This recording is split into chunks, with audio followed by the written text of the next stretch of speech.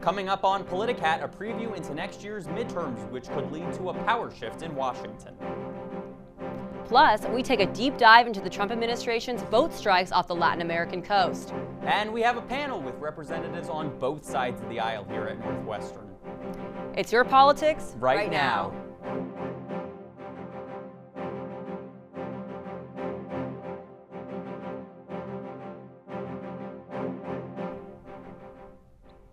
Good evening and welcome to this special edition of Politicat, highlighting political stories on campus and around the country. I'm Jeremy Fredericks. And I'm Anani Chugh. And as this is the 28th day of the government shutdown comes to a close, let's get an update on the state of play with NNN's Callie Proctor, coming to us from Washington.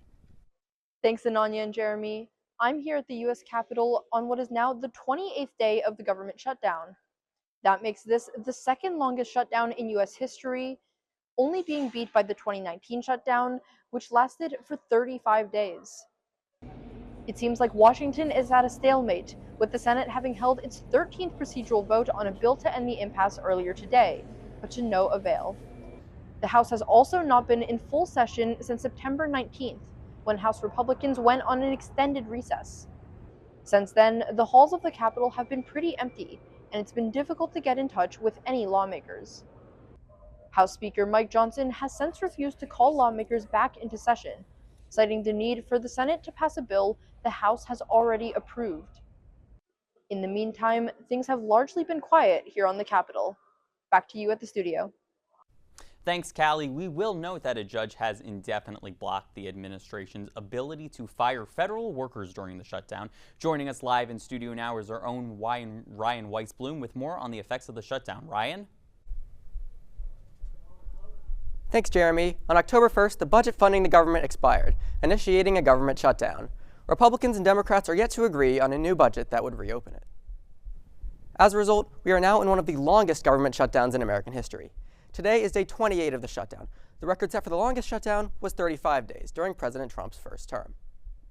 The Republican Party controls both the House and the Senate, but since funding the government needs a vote of only 60 senators and there are only 53 Republican senators, Democrats and Republicans need to compromise to end the shutdown. Democrats are demanding that Republicans agree to extend tax credits for health insurance and reverse cuts to Medicaid and Medicare, which Republicans are currently unwilling to do. So far, there have been over a dozen votes in the Senate to reopen the government, all of which have failed. The shutdown has led to the temporary closures of multiple government agencies, including Smithsonian Museums and TANF, or Temporary Assistance for Needy Families. About 1.4 million federal workers are going unpaid, but should receive back pay when the shutdown is over. The Trump administration made sure that active duty members of the military received their latest paycheck, using $130 million in private funds donated by banking heir Timothy Mellon. Most governmental agencies have furloughed their employees, and thousands of flights across the country have been canceled. Meanwhile, many essential services, including border control and Social Security, remain operational, though without regular pay. The Trump administration argues emergency shutdown powers allow him to permanently lay off federal workers, but a federal court has paused these layoffs for the time being. Hopefully soon we will finally see some progress towards ending the shutdown and getting the full government back up and running. Back to you at the desk. All right, thank you, Ryan, for that. Ananya? From congressional inaction to federal immigration enforcement, NNN's Uma Morris has the latest on ICE initiatives across Chicagoland. Uma? In early September, Evanston residents were notified that ICE was expected in the area. Since then, at least 3 people have been detained by ICE in Evanston. ICE has been spotted near the Home Depot on Oakton Street and Dawes Elementary School. That's according to alerts from Illinois Coalition for Immigrant and Refugee Rights, also called ICIRR. Evanston City Council voted to create ICE-free zones, banning ICE operations on city property such as parking lots and garages. In an email to residents, Evanston Mayor Daniel Biss saying, quote, "ICE is not welcome here." He went on to encourage residents to learn about the law and use their skills to support the community. On Thursday, Evanston held a Know Your Rights training in partnership with ICIRR. More than 140 people attended, both in person and online. In Chicago, over 1,000 people have been arrested by ICE and Border Patrol, according to the Department of Homeland Security.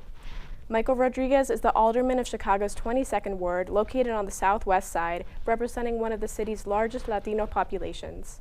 Last week, Wednesday, I counted at least 40 masked unidentified individuals come into my community and kidnap people with pistols longer than my arms can stretch. Rodriguez notes that over half the people detained that day were U.S. citizens.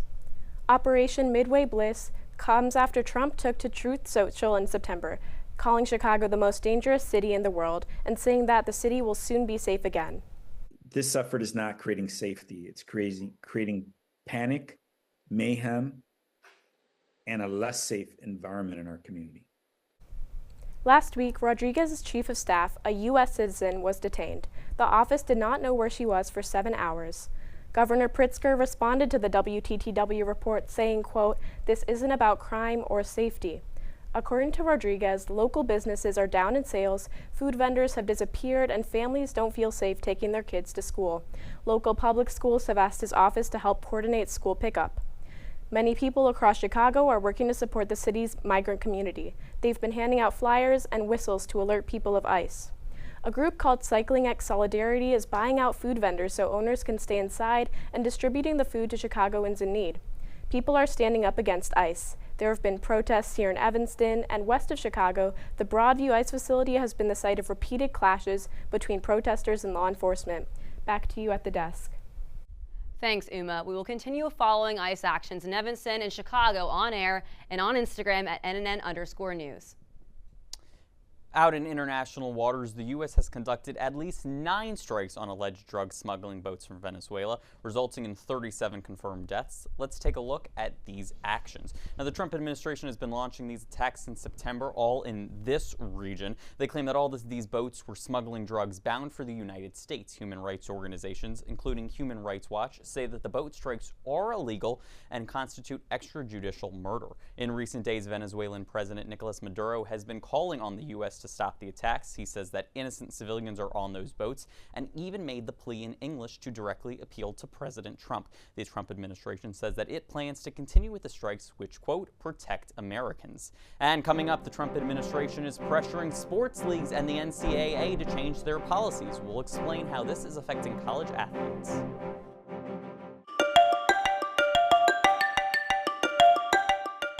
I'm Kelly McEvers, founding host of the NPR podcast Embedded. I'm James Edwards, host of the Unresolved podcast from Frontline.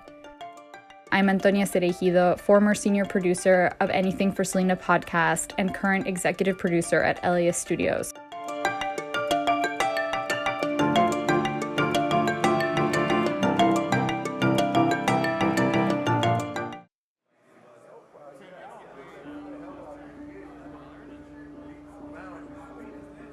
My narrative, since I've been locked up and kind of made my transition, has been like redemption, accountability. When I come into the classroom environment, every individual that sits amongst me takes education seriously.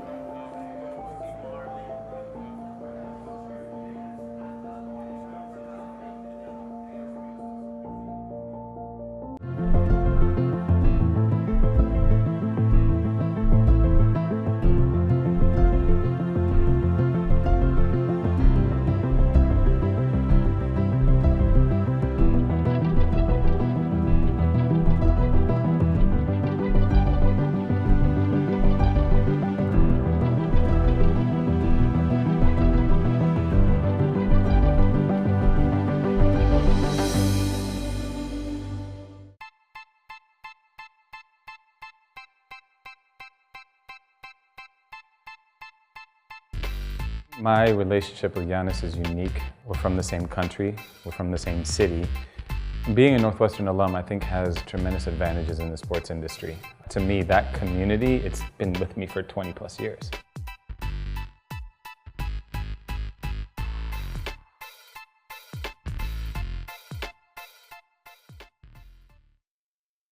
Almost a year into Donald Trump's presidency, after a campaign built on immigration, supply-side economics, and energy laws, one unexpected issue has taken the center stage: sports policy. NNN's Taylor Hancock joins us in the studio to break down Trump's history with sports and how his administration is impacting the industry today. Thanks, Ananya. Since returning to office, President Trump has made time to attend a plethora of high-profile sporting events, including the Super Bowl, the NCAA Men's Wrestling Championship, the FIFA World Cup, the U.S. Open, and a Yankees game. Outside of public appearances, Trump has impacted the sports industry through policy and rhetoric, targeting some of the biggest events like the Olympics and the FIFA World Cup. This past February, Donald Trump became the first sitting president to attend the Super Bowl. Although the matchup between the Philadelphia Eagles and the Kansas City Chiefs was broadcast on NBC, the president granted a pregame interview to Fox News' Brett Baier. Trump's involvement in sports dates back to his days in business in the 1980s. He bought the New Jersey Generals in the U.S. Football League and led a lawsuit against the NFL, hoping to force a merger. The case failed and the league collapsed. He later tried to buy the Dallas Cowboys, New England Patriots, and even Buffalo Bills, but none panned out. As recently as 2018, he has explored buying teams in the NFL and Major League Baseball and has maintained close ties with athletes and coaches through his private businesses and media presence. Trump's impact on sports isn't limited to lawmaking. He's turned to social media, especially Truth Social and TV interviews, to pressure leagues and officials. He's criticized both the NBA and NFL for being too political and even threatened to block a new stadium deal for the Washington Commanders unless they revert to their old name and logo. Some of the public calls have worked. After he hosted Baseball Commissioner Rob Manfred at the White House, Manfred changed baseball policy on banned players, which paved the way for the league to reinstate Pete Rose, a former player who was banned for sports gambling. Where Trump has been most active is college sports policy, signing 2 major executive orders. The first, titled, quote, "Keeping Men Out of Women's Sports," bans transgender athletes from competing in women's divisions from kindergarten through college. A second order, called, quote, "Saving College Sports," limits certain NIL and name, image, and likeness deals and directs universities to preserve Olympic development programs that contribute to Team USA. The measures have drawn responses from athletes, advocates, and school administrators across the country, some expressing support for clarity and regulations, others raising questions about fairness and equality. Turning to the upcoming FIFA World Cup in North America, President Trump recently threatened to move World Cup matches out of Boston, where games are set to take place in nearby Foxborough next year. He made the remarks during a White House event with Argentina's president, criticizing Mayor Michelle Wu as intelligent but radical left, and claiming parts of the city had been taken over by unrest. Boston officials responded that the city remains honored and excited to host the tournament. It's important to note that host city decisions are made by FIFA, not the U.S. government. FIFA officials confirmed sites were finalized in 2022 and say any relocations would be, quote, "neither simple nor likely."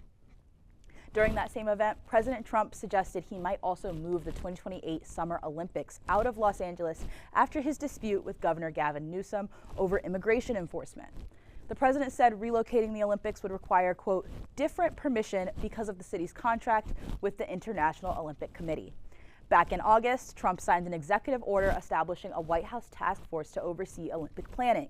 The president established himself and Vice President J.D. Vance as the chair and vice chair, respectively. An IOC spokesperson said the LA Games have the full support of federal, state, and local leaders, adding preparations are on track for 2028. Through executive actions, public comments, and lobbying efforts, the Trump administration has influenced the future of competition. As these policies continue to develop, the long-term impact of his approach to sports remains to be seen. Ananya? Thanks, Taylor. We'll continue to follow how Trump's sports policies affect athletes and organizations worldwide. Across the country, local governments are looking to redistrict their states for partisan advantage. California has a proposition on the ballot to favor Democrats. This after Texas unilaterally challenged their map to benefit the GOP. So far, the courts have not stopped these moves, which could rapidly alter the makeup of the House of Representatives. For a local look at redistricting, NNN's Chelsea Robinson is here in studio with a breakdown of how redistricting works here in Evanston. Chelsea? Evanston's redistricting process is officially complete. Evanston is fully transitioned to the new ward maps that received initial approval back in 2023. The updated ward boundaries divide the city into administrative units, with each district electing its own city council member. The uneven population growth between the 2000 and 2020 census counts for Evanston's 9 wards led to these boundary changes in the city's first new ward map in 20 years.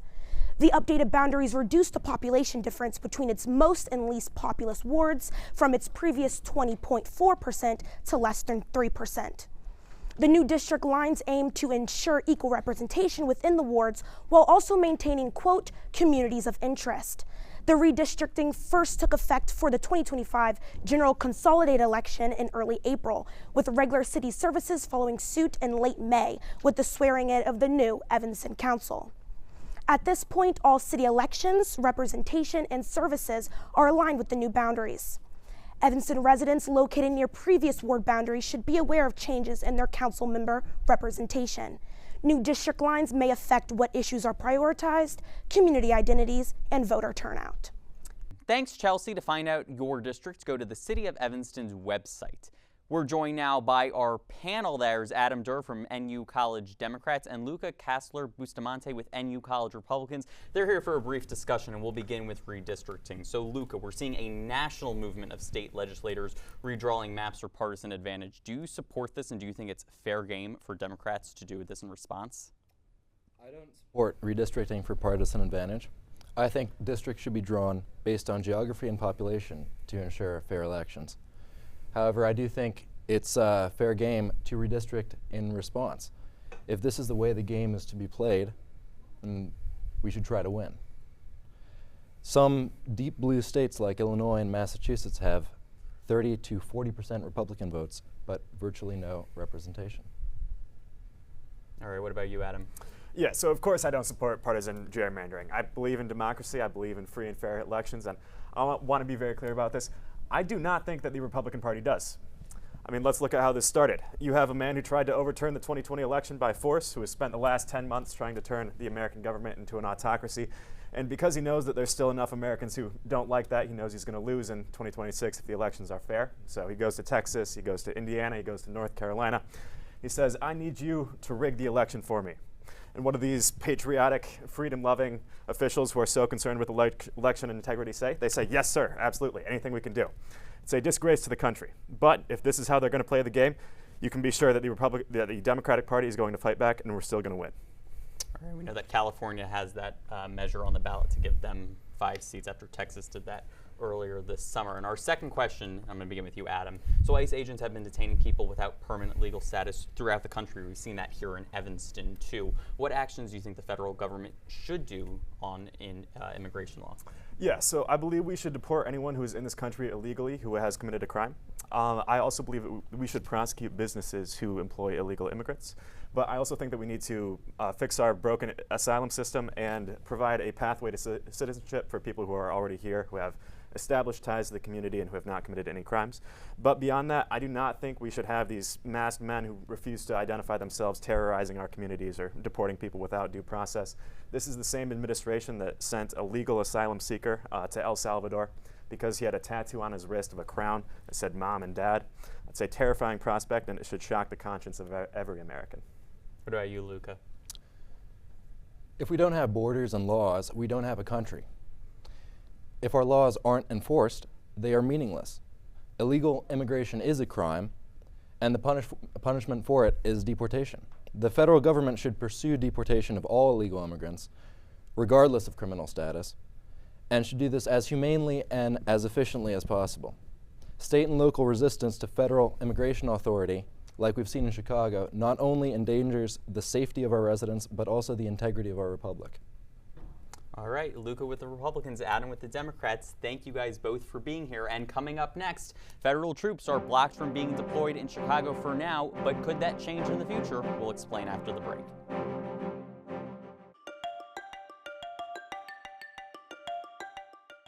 I'm Kelly McEvers, founding host of the NPR podcast Embedded. I'm James Edwards, host of the Unresolved podcast from Frontline. I'm Antonia Cereijido, former senior producer of Anything for Selena podcast and current executive producer at Elias Studios.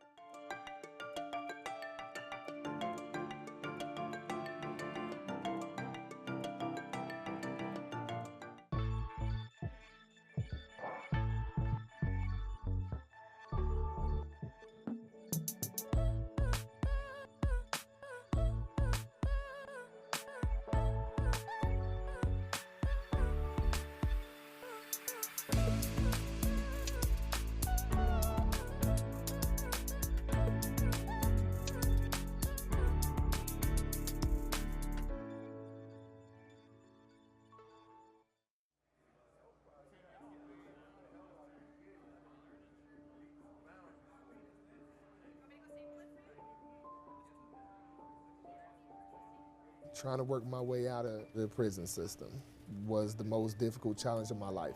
It only became tangible once I became a Northwestern student.